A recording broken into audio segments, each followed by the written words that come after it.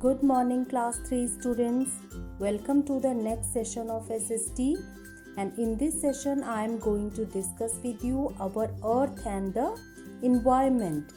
So, what do you mean by environment? Environment refers to the surroundings of an organism. What surrounds us is our environment. Environment is divided into two parts, living and non-living. It means we can see two types of things in our environment, living things and non-living things. First, I am going to discuss with you about the living things. As you can see in this picture, there are different kinds of living things here. Trees and plants, very small plants, animals, birds, water animals, human beings. Okay, so these all are the living things of our environment. What environment? What is the quality of living things? How can you recognize that these are living things? Living things are the things that are alive. They need food, water, and air to stay alive. They have the ability to reproduce. Have you seen different kinds of animals? They give birth little babies. Okay, so this is the quality of only living beings. They grow and change on their own and respond to changes in environment. Have you seen that plants act differently in summer season and differently in winter season? Why? Because they are responding according to their environment. Now, plants are living beings. We can see different kinds of plants around us, like bushes, very small plants according to their shapes and sizes. Plants and trees are very important for our environment. As you can see in this picture, there are different kinds of plants, some big trees, some very small plants, some flower plants, okay, some water plants.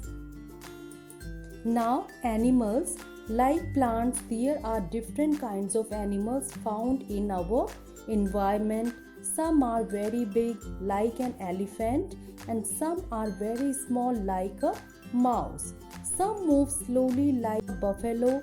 Some run very fast, like cheetah. So, we can see different kinds of animals in our environment. Now, human beings are also the part of our environment. Human beings play important role in our environment. Human beings modify natural environment to satisfy their needs.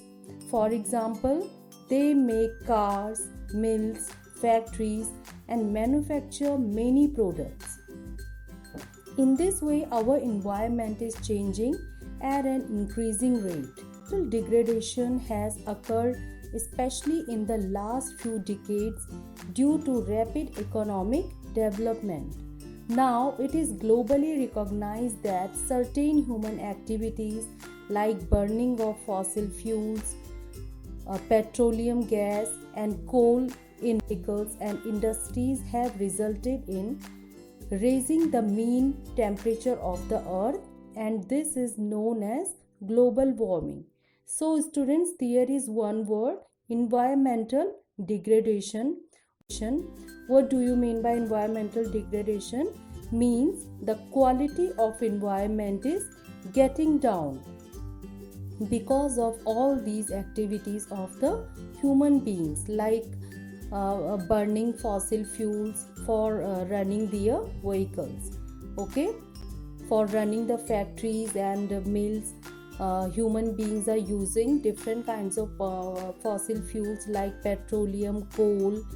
In this way, our environment, the quality of our environment is getting down day by day, and it is resulting in the global warming. Now, tiny creatures of our environment. These are also important part of our environment.